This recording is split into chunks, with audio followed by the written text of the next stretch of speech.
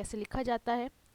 इस पूरी प्लेलिस्ट में हम ऑलरेडी वेस्ट वाटर ट्रीटमेंट से मुतल्लिक कुछ पार्ट्स अपलोड कर चुके हैं, जिसमें title page, title selection, author list add करना, एब्स्ट्रैक्ट लिखना, ग्राफिकल एब्स्ट्रैक्ट बनाना, हाइलाइट्स बनाना, और इसके अलावा इंट्रोडक्शन पार्ट तक हम डिस्कशन कर चुके हैं। आज हम बेसिकली इंट्रोडक्शन के बाद जो मटेरियल्स एंड मेथोडोलॉजी लिखी जाती है और उसमें जो सब हेडिंग्स होती हैं, कौन कौन सी सब हेडिंग्स को कवर करना चाहिए, इन सब चीज़ों को डिस्कस करेंगे। आप देख रहे हैं यंग रिसर्चर्स और मैं हूं आपके साथ मरियम बतूल। तो स्टार्ट करते हैं मटेरियल्स एंड मेथड्स। अगर आपका वेस्ट वाटर ट्रीटमेंट पे काम है और आप डायरेक्शन पे रिसर्च पेपर लिख रहे हैं, तो उसके केस में क्या होता है कि आपको, जैसे पिछली वीडियो में हमने इंट्रोडक्शन को थोरोली चेक किया, पहले आपके सामने इंट्रोडक्शन के कुछ पॉइंट्स रखे, इंट्रोडक्शन को कैसे लिखा जाता है, इंट्रोडक्शन कैसे पढ़ा जाए किसी भी जर्नल का, किसी भी पेपर का। इसके बाद आपने जब इंट्रोडक्शन लिखना है तो उसमें कौन कौन सी चीज़ें लाजमी ऐड करनी है। इंट्रोडक्शन के बाद आपका जो नेक्स्ट स्टेप आता है that is materials and methods. इस सेक्शन के अंदर आपने जो जो एक्सपेरिमेंटल वर्क करना है, आप कोई एडजॉर्बेंट यूज़ कर रहे हो, कोई कंपोजिट यूज़ कर रहे हो, या इसके अलावा जो चीज़ आप लैब में खुद सिंथेसाइज कर रहे हो और उसको बाद में जो रिएक्शन लगा रहे हो, जो पैरामीटर स्टडी कर रहे हो, जो कंडीशंस अप्लाई कर रहे हो, किस तरह के सॉल्यूशन बना रहे हो, वो सारी चीज़ें आपने मटेरियल्स एंड मेथड्स सेक्शन में बतानी होती हैं। मीन्स टू से आपने अपनी रिसर्च वर्क करने के लिए जो भी एक्सपेरिमेंटल प्रोसीजर किया है वो आप मटेरियल्स एंड मेथड सेक्शन में उनको ब्रीफली समराइज्ड करके लिखोगे। मटेरियल्स में आप सबसे पहले इसमें केमिकल्स और जो ऑपरेटर्स, ग्लासवेयर जो आप यूज़ करते हो, आप उनको मेंशन करेंगे। इसके बाद मेथडोलॉजी में जो जो आपने एक्सपेरिमेंटल वर्क किया है या करना है, या उसके लिए कौन से आपने फार्मूलाज यूज़ किए हैं, परसेंटेजेस कैसे निकालनी हैं, उनको आप डिस्कस करोगे, ठीक है, ताकि किसी अननोन पर्सन को जब वो आपका पेपर पढ़े तो उसको मेथडोलॉजी समझ में आ जाए कि आपने इस तरह अपना एक्सपेरिमेंट परफॉर्म किया था और इस तरह रिजल्ट और section, results and discussion section में जाके आपने उनके रिजल्ट्स बताने हैं, ठीक है। तो आपकी जो मेथडोलॉजी वाला सेक्शन है वो इतना समराइज्ड और ब्रीफ होना चाहिए कि अगले बंदे को लाजमी तौर पे समझ आ जाए कि आपने कितने ml सॉल्यूशन लिया, कितनी मोलैरिटी का सॉल्यूशन बनाया, आपने पहले ये स्टेप किया, देन ये वाला फॉलो किया, फिर आपने ये एक्सपेरिमेंट लगाया, उसके रिज़ल्ट में आपने परसेंटेज ऐसे कैलकुलेट की। तो हर चीज़ को आपने एक सीक्वेंस में स्टेप बाय स्टेप एक्सप्लेन करना है। तो स्टार्ट करते हैं मटेरियल्स एंड मेथड्स को। या वेस्ट वाटर ट्रीटमेंट, उसमें चाहे एड्जॉर्प्शन है, चाहे फोटोलाइटिक डिग्रेडेशन है, चाहे फोटो कैटालिटिक डिग्रेडेशन है, आपने जब वाटर के ट्रीटमेंट की बात कर रहे हो तो उसमें जितनी भी चाहे वो बायो रिमूवल आ रही है, चाहे केमिकल मेथड आ रहा है या फिजिकल मेथड आ रहा है, उसके लिए ये पूरी प्लेलिस्ट एप्लीकेबल है। इसके अलावा अगर आप किसी और हाइपर क्रॉसलिंक पॉलीमर्स पे काम कर रहे हैं और उनकी एप्लीकेशंस वेस्ट वाटर ट्रीटमेंट में देख रहे हैं, तो फिर भी ये पूरी प्लेलिस्ट आपके लिए एप्लीकेबल है। अगर आप कोई हाइड्रोजेल बना रहे हो, हाइड्रोजेल डिफरेंट बनाई है, उनको यूज़ कर रहे हो, कोई नैनो कंपोजिट बनाया है, कोई कंपोजिट बनाया है, उसकी एप्लीकेशंस चेक कर रहे हो वाटर को ट्रीट करने के लिए, तब भी ये पूरा रिसर्च पेपर की जो प्लेलिस्ट है आपके लिए एप्लीकेबल है। इससे पहले हम इसका experimental procedure adsorption of dyes या मेटल आइंस का चेक कर चुके हैं, उसका लिंक मैं डिस्क्रिप्शन में प्रोवाइड कर दूंगी। तो बेसिकली आप चाहे वेस्ट वाटर ट्रीटमेंट पे काम करें या किसी भी अदर फील्ड में, आपके लिए क्या आता है, कुछ सब हेडिंग्स हैं जो कॉमन होती हैं हर तरह के केमिस्ट्री के केस में, चाहे वो फिजिकल है या एनालिटिकल है, ठीक है। तो सबसे पहली तो सब हेडिंग केमिकल्स और ऑपरेटर्स की होती है, ठीक है। आपने केमिकल्स जो यूज़ किए हैं अपनी रिसर्च प्रोजेक्ट में वो लाजमी मेंशन करने हैं और सारे के सारे करने हैं। इसके बाद ऑपरेटर्स आ जाता है। ऑपरेटर्स में आप चाहे बीकर यूज़ करो, चाहे फनल यूज़ करो, हर तरह का आपने ऑपरेटर्स और ग्लासवेयर मेंशन करना है, ठीक है। फॉर एग्जांपल यहाँ पे और एक चीज़ यहाँ पे मैं आपको बता दूँ, जो भी केमिकल आपने यूज़ करने हैं वो आपके स्टैंडर्ड क्वालिटी के होने चाहिए, प्योरीफाइड होने चाहिए, ठीक है। आपने फिर उनको जब परचेज़ करना है तो सिग्मा आल्ड्रिक से करना है।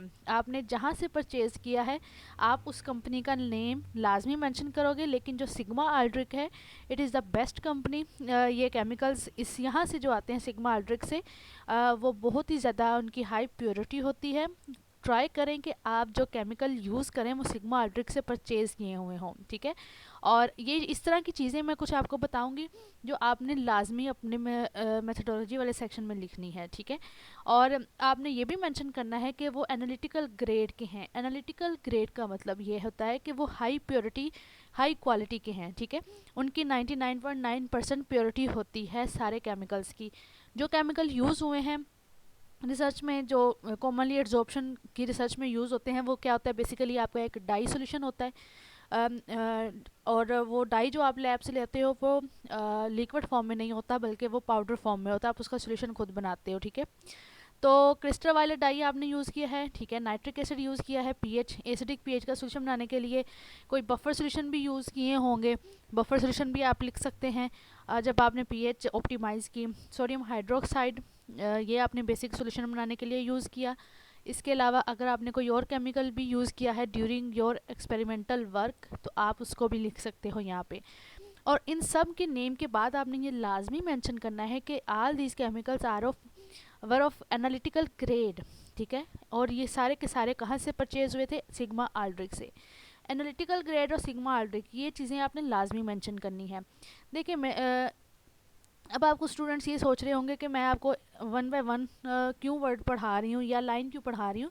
तो मकसद बताने का ये है कि आपका जब मेथोडोलॉजी वाला सेक्शन कंप्लीट हो या कोई भी सेक्शन जो हम वन बाय वन स्टडी कर रहे हैं इसको डिस्कस कर रहे हैं, तो आपकी उसमें जो मेन पॉइंट्स जो बाद में कन्फ्यूजन करते हैं या रिव्यूअर्स आपसे कहता है कि आप ये मेंशन करें, वो पॉइंट्स आप पहले से ही ऐड करें ताकि आपके पेपर में जो मिस्टेक्स हैं, जो करेक्शंस करने वाली बाद में होंगी, वो बहुत माइनर रह जाएं, ठीक है। तो आपने इस तरह की चीज़ें लाजमी मेंशन करनी है। इन पॉइंट्स को साथ साथ नोट डाउन भी करते जाया करें, ठीक हो गया। उसके बाद डिस्टिल वाटर भी आपने through out the experiment use किया है, चाहे डिस्टिल वाटर यूज़ किया है या डीआयोनाइज्ड वाटर यूज़ किया है। अगर दोनों किए हैं तो आप दोनों लिख दें। यूजुअली डिस्टिल वाटर ही यूज़ होता है, ठीक है। तो distil water was use for the experimental work, ये भी आप मेंशन लाजमी करेंगे, ठीक है। क्योंकि इसको आप स्किप नहीं कर सकते और इसके बगैर तो रिसर्च कंप्लीट ही नहीं होती, क्योंकि सारे के सारे सॉल्यूशन डिस्टिल वाटर में बनते हैं। द अपरेटस, अब केमिकल्स यहाँ पे कंप्लीट हो गए। अगर आपके रिसर्च वर्क में कोई और न्यू केमिकल भी आपने यूज़ किया था तो आप उसको भी लिखेंगे, लेकिन साथ में एनालिटिकल ग्रेड और सिग्मा आल्ड्रिक से परचेज़ किए ये लाइन आपने लाजमी मेंशन करनी है। और यहाँ पे डिस्टिल वाटर लिखने के बाद आपने यहाँ पे जब यहाँ पे आप लाइन एंड कर दो उसके बाद आपने ये भी लिखना है percentage purity of dye used was 99.99%, ठीक है। ये परसेंटेज प्योरिटी आपने डाई की या मेटल आयन सॉल्यूशन की जो भी आपने यूज़ किया है उसकी आपने परसेंटेज प्योरिटी लाजमी मेंशन करनी है। और ये इसलिए ज़रूरी होता है ताकि अगले बंदे को आइडिया हो जाए कि आपने जो डाई यूज़ किया है वो प्योर यूज़ किया है, ठीक है।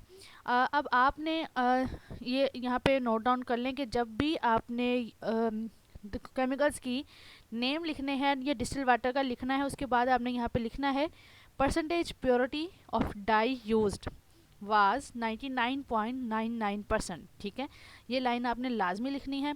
बाज़ दफ़ा ऐसा हुआ था कि स्टूडेंट ने पेपर सबमिट करवा दिए जनरल में, लेकिन फिर रिव्यूअर ने ये क्वेश्चन किया कि आपने जो डाई यूज़ किया है आपने उसकी परसेंटेज प्योरिटी मेंशन नहीं की, काइंडली मेंशन इट, ठीक है। तो अगर आपको परसेंटेज प्योरिटी वो जो आप डाई लैब से लेते हो छोटी सी डिब्बी की शक्ल में होता है, तो पैक होता है, ठीक है, उसके ऊपर उसकी परसेंटेज प्योरिटी लिखी होती है। लेकिन अगर ना लिखी हो तो आप वहाँ लैब अटेंडेंट से पूछ लें या अपने सुपरवाइज़र से पूछ लें। यूजुअली ये प्योरीफाइड ही होते हैं और सिग्मा आल्ड्रिक से जो केमिकल या इस तरह के पाउडर फॉर्म में जो भी चीज़ें आती हैं वो प्योरीफाइड ही होती है। 99.9% ही उनकी प्योरिटी होती है, ठीक हो गया। उसके बाद आपने लिखना है अपरेटस, जो अपरेटस आपने यूज़ किया है आप उस सारे को मेंशन करोगे। अपरेटस या इंस्ट्रूमेंट जो चीज़ें आपने यूज़ की हैं, for example UV visible spectro photometer use हुआ होगा। जब हमने एड्जॉर्प्शन का एक्सपेरिमेंट किया उसमें लैम्डा मैक्स या कंसंट्रेशन मेजर करने के लिए स्कैनिंग इलेक्ट्रॉन माइक्रोस्कोप सैम है, Fourier transform infrared spectrophotometer FTIR है, पीएच मीटर आप इसको डिजिटल पीएच मीटर भी लिख सकते हो, electronic weighing balance, साइंटिफिकेशन machine, hot plate, etc. ठीक है। इसके अलावा अगर आपने कोई और ऑपरेटर्स कोई और इंस्ट्रूमेंट यूज़ किया है, आपने एक्सआरटी करवाई है, आपने टाइम एनालिसिस करवाया है, आप उसकी मशीन का नेम लिख दें। ठीक है। और यहाँ पे अगर आप कोई और आपने हो मतलब स्पिनिंग करवाई है, स्पिनर यूज़ किया है, आप उसको भी लिख सकते हैं। या अगर आपने उनकी हाई टेम्परेचर पे उसकी हीटिंग करवाई है, आप उसको भी मेंशन कर सकते हैं, उसकी इंस्ट्रूमेंट का नेम भी मेंशन कर सकते हैं। और यहाँ पे तो जस्ट उनके नेम मेंशन है ना, उनका मॉडल नंबर नहीं मेंशन, लेकिन आपने मॉडल मेंशन लाजमी करना है। फॉर एग्जांपल ये एक पेपर है, इसमें क्या है कि यहाँ पे भी देखें केमिकल्स जो यूज़ हुए हैं वो ये हैं और सिग्मा अल्ट्रिक्स से ऑब्टेन हुए हैं, ये परचेज़ किए हैं, सॉरी। डिस्टिल वाटर यूज़ हुआ है। ऑपरेटर्स या इंस्ट्रूमेंट्स में इनके यूवी विजिबल स्पेक्ट्रोफोटोमीटर है, उसमें इस यूवी विजिबल स्पेक्ट्रोफोटोमीटर का मॉडल नेम और नंबर मेंशन है। ये चीज़ आप माइंड में रखें कि जब आप इंस्ट्रूमेंट का नेम लिखें, या आप इंस्ट्रूमेंट या पीएच मीटर हो या साइंटिफिकेशन मशीन है या जो भी है, या वेइंग बैलेंस, इवन कि वेइंग बैलेंस का भी आपने मॉडल नेम और नंबर लिखना है ब्रैकेट के अंदर। ठीक है। और अक्सर ये भी सारी चीज़ें रिव्यूअर्स रिवीजन के दौरान पूछते हैं, और ये चीज़ें मैं आपको प्रैक्टिकली ऐसा हो चुका है, इसलिए मैं आपको ब्रीफली एक्सप्लेन करती हूँ कि आपने ये लाजमी करना है। बिकॉज मैं एज अ रिव्यूअर भी काम करती हूँ डिफरेंट जर्नल्स में, इसमें टेलर एंड फ्रांसिस के जर्नल्स आ जाते हैं। तो उसमें क्या है कि जब डिफरेंट रिव्यूअर्स आप स्टूडेंट के पेपर पे कमेंट करते हैं, तो वो सबके साथ शेयर होता है। ठीक है। तो उसमें फिर बंदे को आइडिया होता है कि अच्छा ये इस तरह का पेपर है और इसमें इन्होंने इन रिव्यूअर ने ये क्वेश्चन भी शेयर किए हैं या इन्होंने ये कमेंट किया है। तो वो सारे कमेंट्स मैं जिस वीडियो में जिस टॉपिक से मुतल्लिक होते हैं, मैं आपके साथ वहाँ शेयर करती हूँ, ताकि आपकी वो चीज़ें, आपकी वो मिस्टेक्स ना हो। ठीक है। तो आपने क्या करना है, यूवी जो भी इंस्ट्रूमेंट नेम आप लिख रहे हैं, उसका आपने मॉडल नंबर और नेम लाजमी मेंशन करना है। तो ये यहाँ पे केमिकल और ऑपरेटर्स वाला जो पोर्शन है वो कंप्लीट हो चुका है। ठीक है। ये एक सब टॉपिक है मटेरियल्स एंड मेथोडोलॉजी का। ठीक है। मटेरियल्स एंड मेथोडोलॉजी दूसरा सेक्शन है। पहला सेक्शन इंट्रोडक्शन का था, जो हम लास्ट वीडियो में डिस्कस कर चुके हैं। अगर आपने वो वीडियोस नहीं देखी तो आई मस्ट रिकमेंड कि उनको लाजमी चेक कीजिएगा। मटेरियल्स एंड मेथड्स की दूसरा सेक्शन है, उसका पहला 2.1 केमिकल्स एंड ऑपरेटर्स वाला पार्ट कंप्लीट हो चुका है। उसके बाद चलते हैं प्रिपरेशन ऑफ एडसॉर्बेंट की तरफ। उसके बाद जो सेकंड सब हेडिंग आती है, डेट इज़ प्रिपरेशन ऑफ एडसॉर्बेंट। ठीक है। तो एडजॉर्बेंट को कैसे प्रिपेयर किया जाता है, इसकी ऑलरेडी एक वीडियो अपलोडेड है एडजॉर्प्शन ऑफ डाइस की प्लेलिस्ट में। उसमें कंप्लीट प्रोसीजर बताया गया है कि एडजॉर्बेंट को कैसे हमने यूज़ करने से पहले कैसे उसको प्रिपेयर करना है। उसमें हमने उसकी वॉशिंग देखी थी, देन ड्राइंग, फिर उसकी ड्राई करने के बाद उसकी ग्राइंडिंग करवाई थी। ग्राइंडिंग करने के बाद सीविंग करवाई थी with the help of sieves, जो कि डिफरेंट मैश साइज़ की थी। Different mesh sizes mean 105 to 10 और 510 माइक्रोमीटर मैश साइजेस की थी, उनसे हमने उनकी सीविंग करवाई। उसके बाद फिर पार्टिकल साइज़ हर तरह का अलग किया, उनको प्लास्टिक के जार्स में सेव किया। अगर आपने वो वीडियो नहीं देखी तो उस प्ले लिस्ट का लिंक मैं डिस्क्रिप्शन में प्रोवाइड कर दूँगी, आप उनको चेक कर लीजिएगा। ठीक है। तो प्रिपरेशन ऑफ एडजॉर्बेंट में हमने वो सब सारा प्रोसीजर कर लिया। उसके बाद हमने उसको लिखना कैसे है। जब तक आप वो प्लेलिस्ट नहीं देखोगे, आपको समझ नहीं आएगी कि मैं यहाँ पे क्या बता रही हूँ, बिकॉज यहाँ पे मैं उन सब चीज़ों को एक्सप्लेन नहीं करने लगी दोबारा। ठीक है। तो यहाँ पे आपका जो भी एडजॉर्बेंट होगा, आपने उसको परचेज़ करना है, कहीं ना कहीं से लिया होगा, परचेज़ किया होगा, या आपने उसको कलेक्ट किया होगा लोकल शॉप से, क्योंकि ये आप वेस्ट मटेरियल ही यूज़ करते हो एडजॉर्प्शन के केस में। तो आपने उसको मेंशन करना है कि आपने कहाँ से उसको कलेक्ट किया है या परचेज़ किया है, लोकल मार्केट है या यहाँ जिस भी जगह से किया है। ठीक है। उसके बाद फिर आपने अगर उसकी पाउडर फॉर्म नेट पे अवेलेबल है, किसी रिसर्च पेपर में आपको मिल रही है, तो आपने वो भी मेंशन करनी है, लगानी है। फॉर एग्जांपल यहाँ पे पाउडर फॉर्म उन्होंने कहा है कि जी फिगर 2 में उन्होंने दिखाई हुई है कि फिगर 2 में पाउडर फॉर्म बनाना पील पाउडर की दिखाई हुई है, ये उनकी पाउडर फॉर्म है। अगर आपके एडजॉर्बेंट की पाउडर फॉर्म या आपका कोई हाइड्रोजेल है उसकी कोई फिगर है, या कोई कंपोजिट है उसकी कोई फिगर है, तो आपने ये फिगर भी लगानी है। इंट्रोडक्शन में अभी हमने देखा था स्ट्रक्चर फार्मूला किसी चीज़ का है तो आपने वो लगाना है। उसके बाद ये पाउडर फॉर्म, ये दूसरी फिगर आ गई। तो साथ साथ में आपको जो फिगर्स लगानी है, जो टेबल्स लगाने हैं, उनका भी बता रही हूँ, तो ये पॉइंट्स भी आप नोट डाउन करते जाएँ। उसके बाद फिर आपने क्या करना है, अब यहाँ पे वो जो प्रोसीजर आपने किया था, जो मैंने वहाँ पे आपको ज़बानी कलामी बताया था with the help of figures, वही आपने यहाँ पे उसको राइट अप करना है। यानी कि आपने उसको सेपरेट किया, वाश किया, वाश करना है with the help of deionised या डिस्टिल वाटर। और वो क्यों करना है, डस्ट वगैरह रिमूव करने के लिए, ताकि उसको आप प्योर फॉर्म में ऑब्टेन कर सकें। फिर आपने उसको ड्राई करना है। ड्राई करने के भी डिफरेंट मेथड्स हैं, या तो आप हीटिंग ओवन में ड्राई कर सकते हैं या फिर आप सन ड्राई कर सकते हैं। अगर आप सन ड्राई करोगे तब भी आपने लिटरेचर में ये चीज़ फाइंड आउट करनी है कि कितनी देर तक, उस पेपर में मेंशन है कि उन्होंने कितने दिनों तक उसको सन ड्राई किया है, for a week, for 2 weeks, for 4 days, for 3 days, कितने दिनों तक उसको सन ड्राई किया है। आपने भी उतने दिन तक उसको ड्राई करना है, सन ड्राई। उसके बाद आपने ये चीज़ देखनी है कि क्या वो ड्राई हो चुका है या नहीं हो चुका। अगर तो प्रॉपरली नहीं होगा तो आपने उसको 1-2 दिन के लिए और रख देना है। सन ड्राई में ऐसा इशू नहीं होता, लेकिन फिर भी इतना ज़्यादा ड्राई नहीं कर लेना कि वो बिल्कुल ही उसमें से वोलाटाइल कंपाउंड्स ही इवेपोरेट हो जाएं, ठीक है। दूसरा मेथड इसका हीटिंग ओवन या इलेक्ट्रिक ओवन में उसको ड्राई करने का है। ये बहुत ही ज़्यादा इसमें आपको सेंसिटिव रहना पड़ेगा, बिकॉज जब आप सन ड्राई करते हो तो उसमें ऐसा कोई इशू नहीं होता।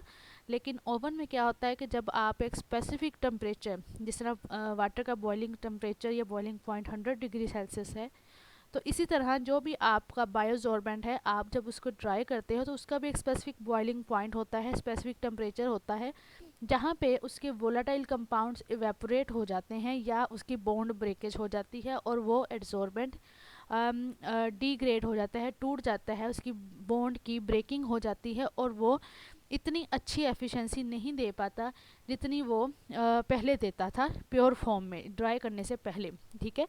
तो ड्राई करना यहाँ पे एक बहुत ही इंपॉर्टेंट इशू है कि ड्राई करने के लिए आपको टेम्परेचर लिटरेचर में सर्च करना पड़ेगा। आपका स्पेसिफिक एड्सॉर्बेंट पे अगर पेपर रिपोर्ट नहीं है तो आप इसको गूगल पे वैसे सर्च कर सकते हैं कि आपका ये जो भी एड्सॉर्बेंट होगा, आप उसका बॉइलिंग पॉइंट या मैक्सिमम टेम्परेचर देख लें, सर्च कर लें, उसके अकॉर्डिंग फिर आपने उससे लो टेम्परेचर पे ही उसको ड्राई करना है। फॉर एग्जांपल, अगर बनाना पील पाउडर का टेम्परेचर लिटरेचर में 60 डिग्री सेल्सियस मेंशन है तो आप उसको 56 डिग्री सेल्सियस पे हीट करोगे। और कितने घंटों के लिए करना है, for 1 hour, for 2 hour, for 1 day, 2 days. इस तरह आपने ये चीज़ें लिटरेचर से ये डाटा कलेक्ट करना है और वही चीज़ें आपने फॉलो करके यहाँ मेंशन करनी है और वैसे ही प्रोसीजर सारा भी करना है, ठीक हो गया। उसके बाद फिर आप ये कहोगे कि जब वो ड्राई हो जाएगा फिर इसकी आपने ग्राइंडिंग करवानी है, ग्राइंडिंग छोटे छोटे पार्टिकल्स में कन्वर्ट करना है और उसके बाद आपने सीविंग करवानी है with the help of mesh size. ये यहाँ पे मैश साइजेस मेंशन है उन सीव्स के। फिर उसको बाद में आपने फिर धोना है, ग्राइंडिंग करने से पहले भी धोना है और ग्राइंडिंग करने के बाद, सीविंग करने के बाद भी धोना है। बिकॉज़ कभी कभार ऐसा होता है कि जो ग्राइंडिंग मशीन है उसके अंदर डस्ट होती है या उसके अंदर ऐसे चीज़ें होती हैं जो मिक्स हो जाती हैं एड्सॉर्बेंट के साथ ड्यूरिंग ग्राइंडिंग। तो उसको प्योरीफाई करने के लिए उसको अगेन आपने वॉशिंग करनी है with the help of distil water, ताकि जो भी इसका कलर या जो भी डस्ट है वो रिमूव हो जाए इजीली। तो ये यहाँ पे भी यही सेम प्रोसीजर मेंशन किया गया है। देखिए यहाँ पे भी इन्होंने फिगर में उसकी पाउडर फॉर्म दिखाई गई है। ये इनका पोटैटो पील्स पाउडर फॉर्म है, ठीक है। आप इस तरह की फिगर भी लगा सकते हैं, अगर चाहें तो आप फिगर की इस तरह ब्लैक आउटलाइन भी कर सकते हैं। लेकिन कुछ जर्नल्स कहते हैं कि आप आउटलाइन ना लगाएं, कुछ कहते हैं कि लगा दें। तो इट्स अप टू यू कि आप किस जर्नल में पब्लिश करवाना चाह रहे हो, फिर उसके अकॉर्डिंग आप अपनी फिगर्स की या पेपर की सेटिंग करेंगे। तो ये दूसरा पॉइंट हो गया मेथड्स में कि सबसे पहले हमने केमिकल्स और प्रेटस देखा, फिर उसके बाद एड्सॉर्बेंट की प्रिपरेशन। अब हम बात करते हैं डाई सोल्यूशन को कैसे तैयार करना है, कैसे उसको प्रिपेयर करना है। यहाँ पे मैं आपको एक और बात बता दूं कि कॉमन मिस्टेक्स जो हम यूजुअली ड्यूरिंग एक्सपेरिमेंटल वर्क करते हैं उसके बारे में अलग से एक वीडियो अपलोडेड है एड्सॉर्प्शन ऑफ डाइस की प्लेलिस्ट में। आप उनको लाजमी चेक कर लीजिएगा अगर आपने एक्सपेरिमेंटल वर्क अभी स्टार्ट करना है। इसी चैनल पे अपलोडेड है, आप सर्च में जाके कॉमन मिस्टेक्स सर्च करेंगे तो आपको आ जाएगा ड्यूरिंग रिसर्च वर्क। तो वो मिस्टेक्स आपने उनको, उस वीडियो को लाजमी ध्यान से देखना है। और अगर आप अभी एक्सपेरिमेंटल वर्क करना चाह रहे हैं या कर रहे हैं तो आप ट्राई करें कि आपकी वो मिस्टेक्स ना हो जो कि वहाँ पे बताई गई हैं, अदरवाइज़ आपके सारे रिज़ल्ट अफेक्ट हो जाएंगे, ठीक हो गया। नेक्स्ट पे आता है preparation of dye stock solution. Means टू से आपने डाई का स्टोक सोल्यूशन बनाना है, या आप कोई मेटल यूज़ कर रहे हो, मेटल को एब्जॉर्ब करवाना चाह रहे हो, तो आप भी मेटल का सोल्यूशन बनाओगे। स्टोक सोल्यूशन का मतलब ये होता है कि आपने एक दफ़ा बना के रख लेना है 1000 ppm का, 500 ppm का, ताकि थ्रू आउट द एक्सपेरिमेंट आप उसी डाई सोल्यूशन को यूज़ करें, हर दफ़ा रिएक्शन लगाने के लिए नया सोल्यूशन ना बनाना पड़े। ठीक है, बिकॉज आप जब हर दफ़ा नया सोल्यूशन बनाएंगे, एक तो आपको ये टेंशन होगी कि हर दफ़ा नया सोल्यूशन बनाना है, पहले सोल्यूशन बनाओगे फिर एक्सपेरिमेंट लगाओगे। दूसरे नंबर पे जब आप हर दफ़ा रिएक्शन लगाने के लिए सोल्यूशन बनाओगे, तो क्या हर दफ़ा कंडीशन एक जैसी नहीं रहती, टेम्परेचर एक जैसा नहीं रहता रूम का।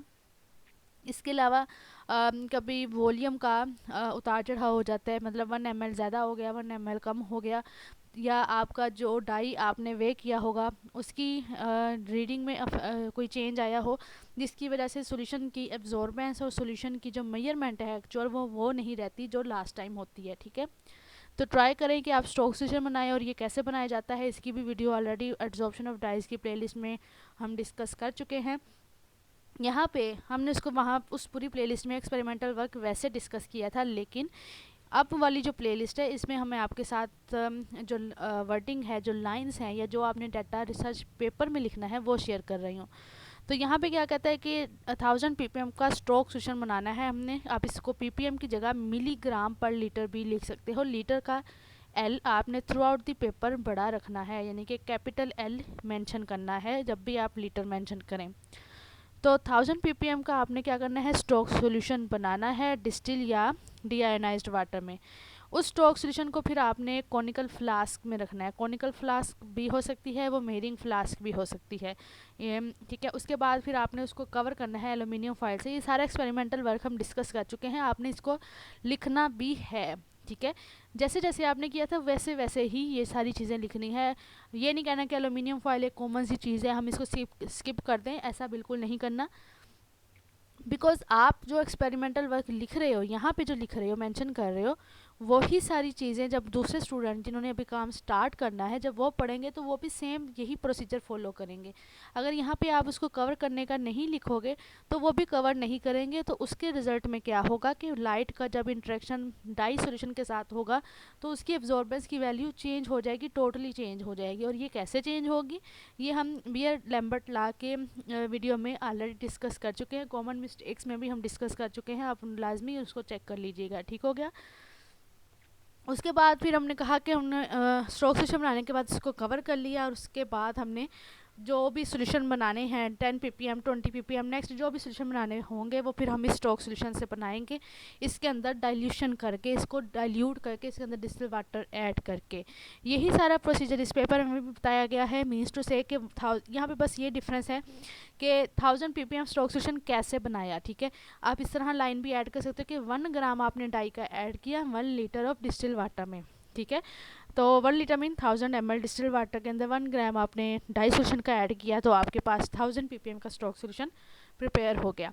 तो ये एक तीसरी सब हेडिंग है हमारे मेथडोलॉजी वाले सेक्शन में। और उसके बाद आपने जो न्यू इसके अंदर सब हेडिंग ऐड करनी है वो यहाँ पे बैच एड्जॉर्प्शन स्टडीज़ की है, और उसके बाद डिटर्मिनेशन हो, यानी कि इसमें थोड़ा सा सीक्वेंस आगे पीछे है, बात वही है सारी। ठीक है, यहाँ पे हम बात करते हैं determination of point of zero charge, जिसको PHPGC भी कहा जाता है।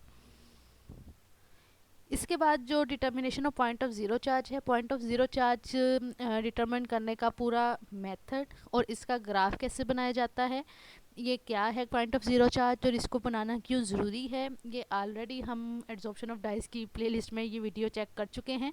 अब आप भी ये सोच रहे होंगे कि मैं हर दफ़ा उसी प्लेलिस्ट का क्यों कहती हूँ, because we have already discussed all the experimental procedure of adsorption of dyes और waste water treatment in that playlist.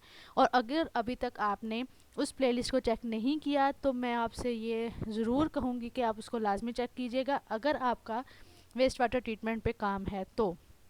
ठीक हो गया।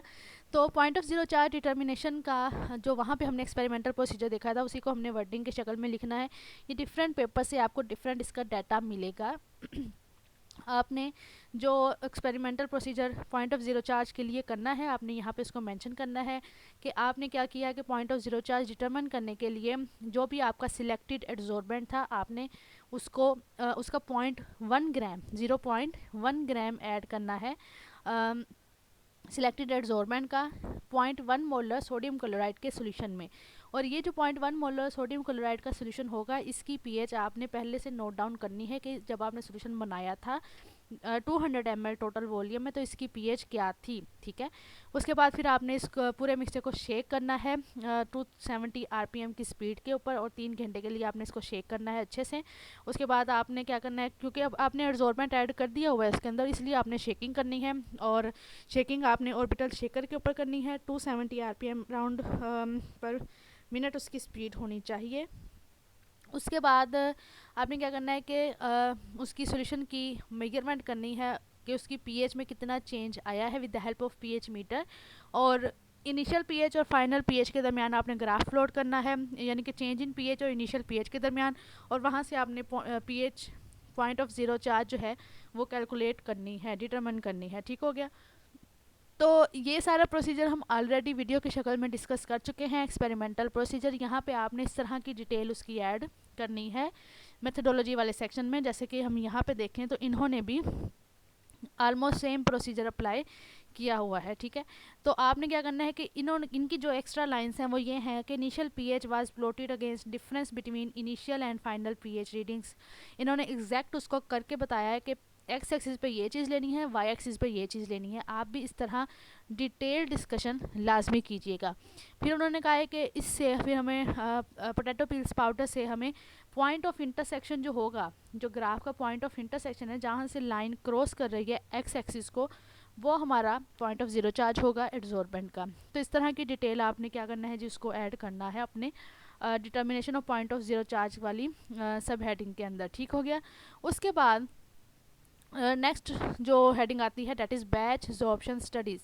ये बहुत इंपॉर्टेंट है। ये जो हेडिंग है जी, इसको आपने बहुत ही केयरफुली लिखना है, इसमें आपकी मिस्टेक नहीं होनी चाहिए। और यूजुअली जो न्यू रिसर्च स्टूडेंट्स आते हैं वो यही चीज़ देखते हैं भी इन्होंने एक्सपेरिमेंट कैसे किया था, इन्होंने कितने ml सोल्यूशन लिया था, कितनी ppm का सोल्यूशन बनाया था, क्या पीएच रखी थी, क्या कंडीशंस थी, वो सारी चीज़ें यहाँ पे आपने मेंशन करनी है। ठीक है, और यही सारा एक्सपेरिमेंटल वर्क हम एड्सॉर्प्शन ऑफ डाइज की प्लेलिस्ट में चेक कर चुके हैं। ठीक हो गया। तो यहाँ पे क्या करना है कि आपने बैच एड्सॉर्प्शन स्टडीज़, अगर आपका बैच स्टडी है तो आप इसको बैच एड्सॉर्प्शन स्टडीज़ के नाम से लिख सकते हैं। अगर आपकी कॉलम स्टडी है तो आप कॉलम एड्सॉर्प्शन स्टडीज़ के नाम से लिख सकते हैं। अगर आप ऐसे नहीं लिखना चाह रहे तो आप इसको सिंपल एड्सॉर्प्शन प्रोसीजर भी लिख सकते हैं। तो इनकी हेडिंग सब हेडिंग्स थोड़ी बहुत डिफरेंट पेपर्स में डिफरेंट आपको मिलेंगी, तो आपने सारी यही हेडिंग्स नहीं लिख देनी। हेडिंग्स का और सब हेडिंग्स का प्लेजरिज्म भी आता है। लाइनें आपने सारी की सारी ये नहीं लिखनी। मैं आपको जस्ट आइडिया के तौर पे ये दो पेपर आपके सामने रखे हैं। आपने लाइंस अपनी अपनी वर्डिंग के अंदर सारा प्रोसीजर लिखना है, लेकिन बातें ये सारी लाजमी हों। इसके अलावा अगर आप कुछ एडिशन में लिखना चाह रहे हैं तो इट्स अप टू यू, आपने वो भी लिखना है, लेकिन इनमें से कुछ स्किप नहीं करना जो मैं आपको बता रही हूँ। ठीक हो गया। बैच एड्सॉर्प्शन स्टडीज़ में क्या है कि आपने बताना है कि आपने बैच एड्सॉर्प्शन स्टडी की है। अगर आपने कॉलम किया है तो आप कॉलम का बताएंगे। फिर उसके बाद आपने ये बताना है कि कौन से पैरामीटर्स थे जो आपने स्टडी किए। आपने सॉल्यूशन पीएच देखा, अच्छा पीएच ऑफ सॉल्यूशन आप इस तरह भी लिख सकते हो, सॉल्यूशन पीएच इस तरह भी लिख सकते हो, लेकिन पीएच सॉल्यूशन ऐसे नहीं लिखना। पीएच और सॉल्यूशन के दरमियान या तो ऑफ हो, जैसे यहाँ पे अकेला पीएच सॉल्यूशन नहीं लिख देना। ठीक है, डोज ऑफ एड्सॉर्बेंट या एड्सॉर्बेंट डोज लिखने का स्टाइल मैं आपको बता रही हूँ। ठीक है, टाइम ऑफ एड्सॉर्प्शन या टाइम ऑफ या कॉन्टैक्ट टाइम भी कर सकते हो, या एड्सॉर्प्शन टाइम भी कर सकते हो, या एक्सपोजर टाइम भी कर सकते हो। ठीक है, उसके बाद इनिशियल डाई कंसंट्रेशन भी कर सकते हो। यहाँ पे डाई का नेम भी लिख सकते हो। यहाँ पे CV लिखा है तो means crystal violet dye concentration and temperature. Solution temperature भी कर सकते हो, आप अकेला टेम्परेचर भी कर सकते हो। उसके बाद ये सारे पैरामीटर्स जब आप नेम मेंशन कर दो कि आपने ये पैरामीटर स्टडी किए हैं, इन सब पैरामीटर्स को ऑपरेशनल पैरामीटर्स कहा जाता है। ये भी आप मेंशन कर सकते हैं। ठीक है, ऑपरेशनल पैरामीटर्स या एब्जॉर्प्शन पैरामीटर्स। ओके हो गया। उसके बाद आपने क्या करना है कि आपने ये भी बताना है कि जब ये सारे पैरामीटर स्टडी किए हैं, बिकॉज आपकी बैच स्टडी है, तो आप ये मेंशन करोगे कि जब एक पैरामीटर आप स्टडी कर रहे थे तो उस टाइम क्या था कि आपने जस्ट सिंगल पैरामीटर स्टडी किया था, बाकी सारे पैरामीटर आपने कांस्टेंट रखे थे। मिसाल के तौर पर आप सॉल्यूशन पीएच को चेक कर रहे हो तो आपने पीएच के 1 to 12 सॉल्यूशन डिफरेंट बनाए, लेकिन बाकी सारे पैरामीटर आपके सेम थे, आपने उनमें कोई चेंज नहीं की, वो सारे के सारे पैरामीटर्स कांस्टेंट वैल्यू दे रहे थे। मींस टू से 20 टेम्परेचर था, 0.2 ग्राम एड्जॉर्बेंट डोज ही यूज़ की थी, जस्ट पीएच की रीडिंग चेंज थी। जब आपने पीएच को ऑप्टिमाइज़ कर लिया, फिर आपने नेक्स्ट डोज वाला एक्सपेरिमेंट किया, उसमें जस्ट एड्जॉर्बेंट की डोज वेरी की, बाकी सारी चीज़ें कांस्टेंट थी। तो ये लाइनें इस तरह की आपने लिखनी है। उसके बाद आपने क्या किया, जब सोल्यूशन बना लिया उसमें आपने इनिशियल एब्जॉर्बेंस AI जिसको कहा जाता है, अगर आपने कंसंट्रेशन मेजर की है तो आप CI लिखोगे, मींस इनिशियल कंसंट्रेशन CI। अब क्या है कि यूजुअली रिव्यूअर ये आपसे कहते हैं कि आप एब्जॉर्बेंस मेजर करने की बजाय कंसंट्रेशन वाला फार्मूला लिखो, और वो ये कहते भी हैं। इसलिए मैं आपसे कह रही हूँ कि अब आपने क्या करना है कि एब्जॉर्बेंस मेजर करने की बजाय आपने कंसंट्रेशन मेजर करनी है before adsorption and after adsorption. और जब आपने रिसर्च पेपर में लिखना है तो आपने कंसंट्रेशन का फार्मूला लिखना है, एब्जॉर्बेंस का नहीं लिखना, ठीक है। तो यहाँ पे क्या है कि इनिशियल एब्जॉर्बेंस यहाँ पे लिखा है, तो आपने यहाँ इनिशियल कंसंट्रेशन लिखनी है CI, जो डाइसोल्यूशन की है वो आपने मेजर करनी है, ठीक है। और उसके बाद जब उसके अंदर एड्जॉर्बेंट ऐड नहीं था तब की वो इनिशियल है। जब आप उसके अंदर एड्जॉर्बेंट ऐड कर दोगे, उसकी शेकिंग कर दोगे, उसका फाइनल प्रोडक्ट जब बन जाएगा, मीन्स टू से उसकी एड्जॉर्प्शन हो जाएगी, फिर आपने उसकी फाइनल कंसंट्रेशन जिसको CF, यहाँ पे CF कर लीजिएगा, फाइनल एब्जॉर्बेंस की बजाय कंसंट्रेशन, फिर आपने CF मेजर करनी है उसके हवाले से। तो आपने इनिशियल कंसंट्रेशन और फाइनल कंसंट्रेशन दोनों को यहाँ पे मेंशन करना है। इनिशियल कंसंट्रेशन वो होगी जो बिफोर एड्जॉर्प्शन होगी, एड्जॉर्बेंट ऐड करने से पहले, और फाइनल कंसंट्रेशन वो जो आपने एड्जॉर्बेंट ऐड कर दिया उसके बाद, ठीक है। और एब्जॉर्बेंस या कंसंट्रेशन मेजर की जाती है, ये कैलकुलेट नहीं की जाती। बाज़ स्टूडेंट्स यहाँ पे ये मिस्टेक करते हैं कि वो जहाँ पे फार्मूला आना होता है वहाँ पे कहते हैं हमने ये चीज़ मेजर की, और जहाँ पे मेजर आना होता है वहाँ पे कह देते हैं हमने कैलकुलेट की। यहाँ पे मैं आपको डिफरेंस ये बता दूँ कि जो चीज़ थ्रू कैलकुलेशन, थ्रू फार्मूला हम खुद फाइंड आउट करते हैं, उसके लिए वर्ड कैलकुलेट का यूज़ होता है, ठीक है। मीन्स टू से ये परसेंटेज रिमूवल का फार्मूला है। अब मैं परसेंटेज रिमूवल में इनिशियल एब्जॉर्बेंस, फाइनल एब्जॉर्बेंस और 100 से मल्टीप्लाई करने के बाद ये सारी वैल्यूज़ पुट करके खुद कैलकुलेट करूँगी, तो इसके लिए मैं कहूँगी कि मैंने परसेंटेज रिमूवल कैलकुलेट की है। जबकि एब्जॉर्बेंस इंस्ट्रूमेंट ने हमें बतानी है, और वो इंस्ट्रूमेंट जो बता रहा है वो मेजर करके बता रहा है। टेम्परेचर मेजर किया जाता है with the help of thermometer, concentration measure की जाती है with the help of spectrophotometer, ठीक है। उनके लिए आपने मेजर का वर्ड यूज़ करना है, ना कि कैलकुलेशन का, ठीक है। जैसे यहाँ पे फाइनल एब्जॉर्बेंस मेजर्ड, क्लियर होगी बात, या फाइनल कंसंट्रेशन मेजर्ड। उसके बाद आपने क्या करना है, following relation was use to calculate percentage dye removal. अब आपने डाई रिमूवल की जो परसेंटेज है वो कैलकुलेट कैसे करनी है, यहाँ पे कैलकुलेट का वर्ड यूज़ करना है, ठीक है। और percentage removal is equal to AI minus AF divided by AI multiply by 100। तो ये फार्मूला यहाँ पे जब आप एब्जॉर्बेंस नहीं लिखोगे तो आप कंसंट्रेशन का फार्मूला लगाओगे CI minus CF divided by CI multiply by 100। जहाँ जहाँ पे A है वहाँ पे आपने C पुट कर देना है, और ये फार्मूला आपको डिफरेंट अदर पेपर्स में भी मिल जाएगा। अभी तक आपने यहाँ पे point of zero charge, dye stock solution या एड्जॉर्बेंट या केमिकल्स में कोई रेफरेंस ऐड नहीं किया था, ठीक है, बिकॉज ये आपका अपना वर्क है, आप किसी से डाटा कॉपी नहीं कर रहे। लेकिन यहाँ पे जब आप ये वाला फार्मूला लगाओगे तब यहाँ पे आपको अगले इसकी बताना होगा कि AI क्या है, AF क्या है, फिर आगे उसको आपको फार्मूला जहाँ से लिया है उसका रेफरेंस ऐड करना है यहाँ पे। उससे ऊपर आपने कहीं पे रेफरेंस ऐड नहीं करना। I am repeating, just formula लिखना है, उसके बाद आपने बताना है कि CI या AI क्या है, एब्जॉर्बेंस है before addition of adsorbent, AF या CF कंसंट्रेशन है आफ्टर एडिशन ऑफ एड्जॉर्बेंट, और उसके बाद फिर आपने एड्जॉर्प्शन कैपेसिटी QT, इसका फार्मूला भी लिखना है। QT का जो यूनिट है वो मिलीग्राम पर ग्राम है, इसका भी आपको डिफरेंट पेपर से फार्मूला इजीली मिल जाएगा। QT का फार्मूला आपने पुट करना है, फिर आगे ये भी बताना है कि C नोट क्या है, C इक्विलिब्रियम क्या है। C नोट इनिशियल कंसंट्रेशन होती है, और C इक्विलिब्रियम फाइनल या इक्विलिब्रियम कंसंट्रेशन है। V वॉल्यूम है सॉल्यूशन का, M जो है हमारे पास मोलर मास है, एड्सॉर्बेंट का। और मेक श्योर कि आप जब भी किसी चीज़ का लिखें कोई फार्मूला, तो आपने उसका लाजमी नीचे डिस्क्रिप्शन में, जैसे यहाँ पे लिखा है, आपने डिस्क्रिप्शन में लिखना है कि ये चीज़ क्या है और ये चीज़ क्या है, ठीक है। आपने इक्वेशन की नंबरिंग भी साथ साथ करते जाना है। जैसे ये इक्वेशन नंबर 1 थी, यहाँ पे आपने इक्वेशन नंबर 1 लिख दिया, यहाँ पे 2 लिख दिया। उसके बाद आप लिखेंगे अगर कोई और इक्वेशन भी है तो आप उसको भी लिख दें, अगर नहीं है तो फिर यहाँ तक आप जब इक्वेशंस लिख लें उस, और जैसे यहाँ पे देखें, अब ये इक्वेशन यहाँ पे भी इन्होंने सारी कंडीशंस मेंशन की हैं कि हमने ये ऑपरेशनल पैरामीटर स्टडी किए और हर ऑपरेशनल पैरामीटर की रेंज बताई। जैसे कॉन्टैक्ट टाइम 5 to 120 मिनट तक स्टडी किया है, टेम्परेचर 0 to 50 डिग्री है। आप इस तरह रेंज भी मेंशन कर सकते हो। और मेक श्योर कि जब भी आप कोई चीज़ लिखें उसका यूनिट लाजमी हो। जैसे डोज ग्राम में ली थी, आपने यहाँ पे ग्राम मेंशन करना है। टाइम मिनट्स में था, आप यहाँ मिनट मेंशन करें। अगर आप आर में घंटों में कर रहे हो काम तो फिर आप आवर्स का एच लिखोगे, ठीक है। टेम्परेचर का डिग्री सेल्सियस, कंसंट्रेशन का पीपीएम, ईटीसी, ठीक है। उसके बाद आपने ये फार्मूला जब लिख देना है और उस वहाँ पे इक्वेशन की नंबरिंग भी बिल्कुल इसी तरह कर देनी है। लैम्डा मैक्स भी आपने लाजमी लिखनी है, जो लैम्डा मैक्स आपने यूज़ की थी ड्यूरिंग योर एक्सपेरिमेंट, ठीक हो गया। उसके बाद आप जब इन इक्वेशंस को आप मेंशन करो कि ये चीज़ ये है, तो मेक श्योर कि जो आप ये जैसे सी नोट है, ये कंसंट्रेशन है, ठीक है, कंसंट्रेशन है, लेकिन इसका यूनिट क्या है, मिलीग्राम पर लीटर, ये आपने साथ लाजमी यूनिट मेंशन करना है। अदरवाइज़ आपसे रिव्यूअर कहेगा कि आपने यूनिट क्यों नहीं मेंशन की, इसको अगेन मेंशन करें, ठीक हो गया।